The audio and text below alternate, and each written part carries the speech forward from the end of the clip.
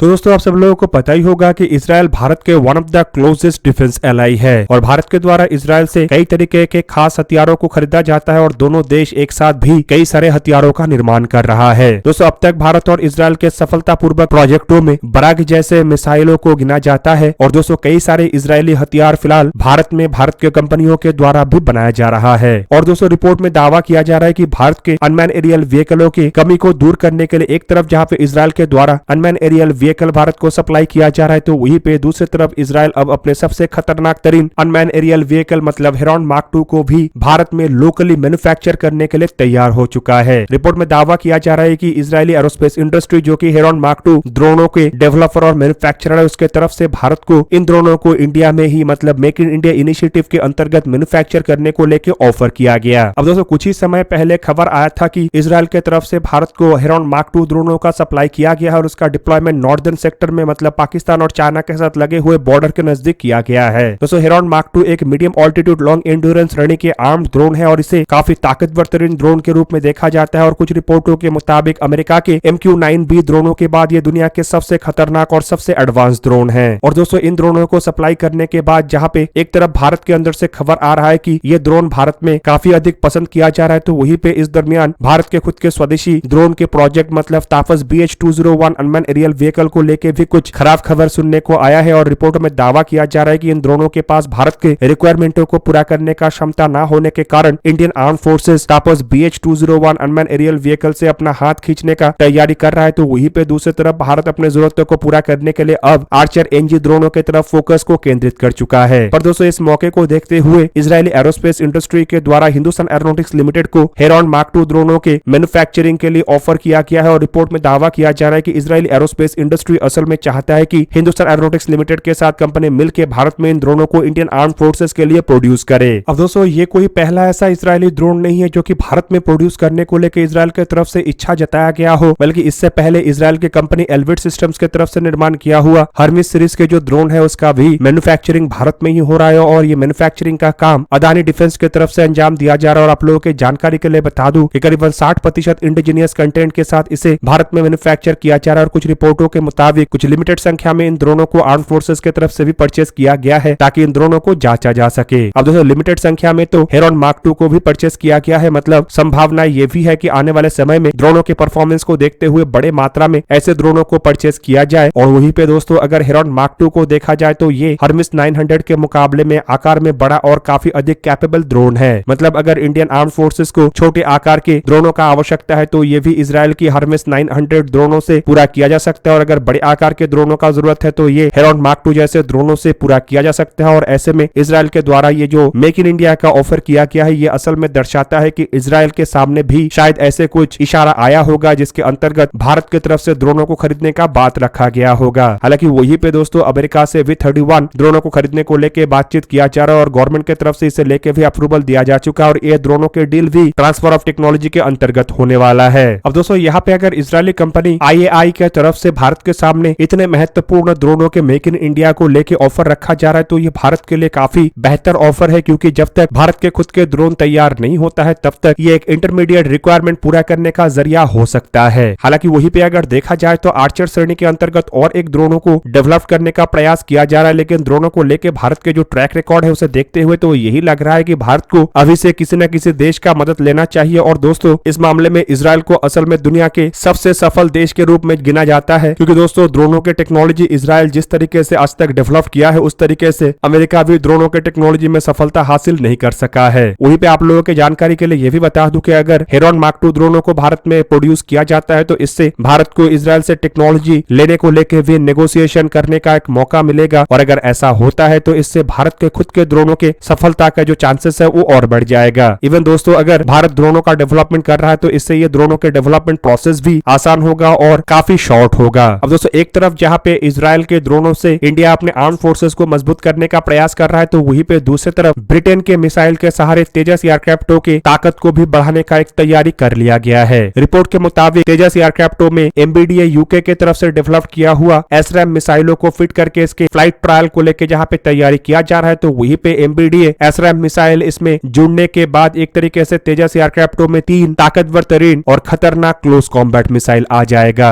अब दोस्तों कुछ समय पहले पहले तेजस एयरक्राफ्टों का एक फोटो इंटरनेट में काफी अधिक वायरल हुआ था, जहां पे कि इन एयरक्राफ्टों में एसराम मिसाइलों को देखा गया था और कुछ रिपोर्टों में दावा यह भी किया गया कि एसराम मिसाइलों के साथ तेजस एयरक्राफ्टों के फ्लाइट को भी अंजाम दिया जा रहा है। और दोस्तों ये असल में इन मिसाइलों के टेस्ट से पहले एक तरीके का तैयारी है। पर दोस्तों अब मीडिया में दावा किया जा रहा है कि जल्द ही तेजस एयरक्राफ्टों के बेड़े में एसराम मिसाइल जुड़ जाएगा और इसके बाद तेजस एयरक्राफ्टों के पास IWER और अस्त्र मार्क 1 जैसे beyond visual range air to air मिसाइलों के साथ कम से कम 3 close combat air to air missile मतलब within visual range air to air missile होगा। दोस्तों ये जो एसराम मिसाइल है ये असल में MBDA कंपनी के तरफ से निर्माण किया हुआ एक क्लोज कॉम्बैट मिसाइल मतलब शॉर्ट रेंज के एयर टू एयर मिसाइल है। और दोस्तों इस मिसाइल के अलावा तेजस एयरक्राफ्टों में ऑलरेडी पाइथन 5 मिसाइल को मतलब इजरायली मिसाइल को as a close combat missile के रूप में जोड़ा जा चुका है और रशियन R-73 मिसाइलों को भी इन एयरक्राफ्टों में as a close combat missile के रूप में इस्तेमाल किया जा रहा है। दोस्तों R-73 मिसाइलों को अगर देखा जाए तो ये सोवियत यूनियन के जमाने में मतलब 1984 में तैयार किया गया था और ये 105 किलोग्राम का एक ऐसा मिसाइल है जो करीब करीब 30 से 40 किलोमीटर दूर तक टारगेटों को निशाना बना सकता है। मार्क 25 की रफ्तार में ये मिसाइल उड़ान भरता है और इसमें काफी घातक हाई एक्सप्लोजिव वॉरहेड का इस्तेमाल किया गया है जो कि करीबन 7.5 किलोग्राम का है। और दोस्तों क्लोज कॉम्बैट में इन मिसाइलों को एक परफेक्ट मिसाइल के रूप में अब तक इस्तेमाल किया जा रहा था, लेकिन फिलहाल इससे भी कई गुना घातक मिसाइल दुनिया द्वारा बनाया जा चुका है। पर फिर भी R-73 मिसाइलों को अभी भी एक दुनिया के घातक तरीन मिसाइल के रूप में देखा जाता है और इन्हीं कारणों की वजह से इन मिसाइलों को अभी भी तेजस और कई सारे अन्य एयरक्राफ्टों में इस्तेमाल किया जा रहा है। दोस्तों दूसरा मिसाइल है पाइथन 5 जो कि Israeli company Rafael advance defence systems की तरफ से निर्माण किया गया है। और दोस्तों ये जो मिसाइल है ये करीब करीब 105 किलोग्राम वजन का है जिसमें 11 किलोग्राम के हाई एक्सप्लोजिव वॉरहेड रहता है। रिपोर्ट के मुताबिक ये मार्क 4 के रफ्तार में ट्रैवल कर सकता है, मतलब इसका जो रफ्तार है वो R-73 मिसाइल से अधिक है। पर दोस्तों इसका रेंज केवल 20 किलोमीटर या 20 किलोमीटर से थोड़ा ही अधिक है। और दोस्तों इसे भी दुनिया के वन ऑफ द बेस्ट और खतरनाक तरीन क्लोज कॉम्बैट मिसाइल के रूप में देखा जाता है और इन्हीं कारणों की वजह से इन मिसाइलों को भी भारत के द्वारा अपने तेजस एयरक्राफ्टों के बेड़े में जोड़ा गया है। जबकि जो तीसरे मिसाइल है मतलब एसराम मिसाइल, इसे फिलहाल दुनिया के सबसे ताकतवर क्लोज कॉम्बैट मिसाइल कहा जाता है। दोस्तों एसराम मिसाइल को 1998 में MBDA UK के तरफ से निर्माण किया गया है और इसका इस्तेमाल रॉयल एयरफोर्स मतलब ब्रिटेन के एयरफोर्स के द्वारा किया जाता है और फिलहाल ब्रिटेन के बाद ये भारत के द्वारा ही इस्तेमाल हो रहा है। दोस्तों इन मिसाइलों के M132 भी कहा जाता है और रिपोर्ट के मुताबिक ये 88 किलोग्राम का मिसाइल है जो कि बाकी दो मिसाइलों के मुकाबले में काफी हल्का और इसमें करीबन 10 किलोग्राम के वॉरहेड रहता है और ये मिसाइल 25 किलोमीटर दूर तक टारगेटों को निशाना बनाने में जहां पे सक्षम है तो वहीं पे इन मिसाइलों में मार्क 3 के अधिक रफ्तार में ट्रैवल करने का क्षमता है। फिलहाल दोस्तों टाइफून और F-35 जैसे खतरनाक तरीन एयरक्राफ्टों में इन मिसाइलों का इस्तेमाल हो रहा है, लेकिन अब ये जो मिसाइल है ये भारत के तेजस एयरक्राफ्टों के बेड़े में भी जुड़ेगा जिससे कि तेजस एयरक्राफ्टों के जो डॉग फाइट का क्षमता है उसमें कई गुना वृद्धि होगा। हालांकि दोस्तों तेजस एयरक्राफ्टों के बाकी दो मिसाइलों को अगर देखा जाए तो ये और भी घातक और खतरनाक मिसाइल है जिसमें सबसे पहले तो IWER का नाम आता है जो कि राफेल एडवांस डिफेंस सिस्टम्स की तरफ से ही निर्माण किया गया और 100 किलोमीटर दूर तक टारगेटों को निशाना बनाने वाले